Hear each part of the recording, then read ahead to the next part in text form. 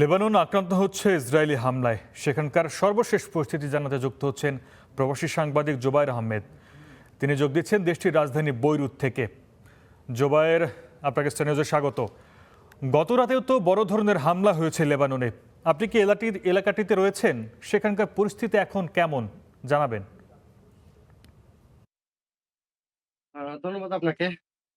লেবাননের পরিস্থিতি অত্যন্ত ভয়াবহ। গত ২ দিন থেকে লেবাননের রাজধানী বৈরুতে হামলা হচ্ছে আবাসিক এলাকাগুলোতে। এতে কিন্তু জনমানুষের মুখে একটা আতঙ্ক সৃষ্টি হচ্ছে। বিশেষ করে স্থানীয় যে বাংলা রয়েছে, স্থানীয় লেবানিজ, বাংলাদেশি, তারা কিন্তু অনেকটাই আতঙ্কের মধ্যে রয়েছে। আজকে ভোরেও কিন্তু আ এক এ আবাসিক এলাকায় হামলা হয়েছে। এখানে এ লেবানন স্বাস্থ্য মন্ত্রণালয়ের তথ্য অনুযায়ী ৭ জন নিহত এবং ২১ জনের মতো আহত হওয়ার তথ্য জানিয়েছে। তবে আমাদের একটা আনন্দের বিষয় যে এখন পর্যন্ত কোনো বাংলাদেশি হতাহত হয়নি। পরে দূতাবাস সর্বক্ষণিক কিন্তু তাদেরকে আ তদারকি করতেছেন। বিভিন্ন ফেসবুকের মাধ্যমে কিন্তু তারা যোগাযোগ করতেছেন। কমিউনিটি নেটওয়ার্ক আছে, তাদের মাধ্যমে যোগাযোগ করে প্রবাসী ওই দক্ষিণ অঞ্চলে যে সকল প্রবাসী রয়েছে তাদেরকে নিরাপদ স্থানে নিয়ে আসার জন্য সর্বক্ষণিক আ তারা তৎপর রয়েছে। এ আইডিএফ বাহিনীর কিন্তু হামলা কিন্তু প্রতিনিয়ত কিন্তু বাড়াচ্ছে। বিশেষ করে দিনের বেলায় তারা নজরদারি একটি ড্রোন চালিয়ে তথ্য সংগ্রহ করে রাত্রে বেলায় ওই স্থানগুলোতে হামলা চালাচ্ছে। আমি কিন্তু দক্ষিণ অঞ্চল থেকে প্রায় ৫০ কিলোমিটার দূরে কিন্তু রাত্রে বেলা কিন্তু আমি বিস্ফোরণের শব্দ পাই রুম থেকে। এতটাই ভয়াবহ একটা পরিস্থিতি সৃষ্টি করতেছে এখানে। জোবায়ের, ধন্যবাদ। আপনি জানেন লেবানন সরকার চেষ্টা করে আসলে হিজবুল্লাহকে নিরস্ত্র করতে, কিন্তু সেটি কি আদৌ সম্ভব হবে বলে মনে করেন?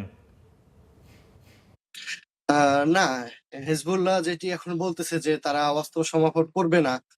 এদিকে কিন্তু পাল্টাপাল্টি কিন্তু হামলা চালাচ্ছে প্রতিনিয়তই। গত রাতে কিন্তু প্রায় ১০০ টি ক্ষেপণাস্ত্র হিজবুল্লাহ আ ইসরায়েলের দিকে ছুড়েছে।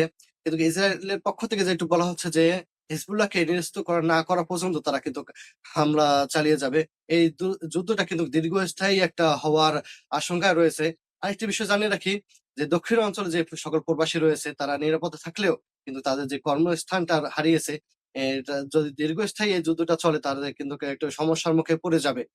গত ২৪ সালে যে যুদ্ধটা হয়েছিল, যে অর্থনৈতিক একটা ক্ষতি হয়েছিল লেবাননে, ওটা কিন্তু কাটিয়ে ওঠা একটু চেষ্টা করছিল। কিন্তু এখন বর্তমানে যে হামলাটা হচ্ছে এখান থেকে কিন্তু একটু ভঙ্গুর একটা অর্থনৈতিক অবস্থায় লেবাননে চলতেছে। জি। জোবায়ের, ইসরায়েল হুমকি দিয়েছে লেবানন যদি হিজবুল্লাহকে নিরস্ত্র করতে না পারে তাহলে তারা অসামরিক স্থাপনায় হামলা চালাবে। এর অর্থ কি তারা সরকারি দপ্তর টার্গেট করবে? এমনটাই মনে হচ্ছে যে এখানকে যে আম সরকারি ভবনগুলো রয়েছে, বিশেষ করে আ খ্রিস্টান অধ্যুষিত এলাকায় এই আ অবস্থিত রয়েছে। আ দক্ষিণ অঞ্চলে যে হামলাগুলো হচ্ছে এগুলা সবগুলো শিয়া অধ্যুষিত এলাকায়।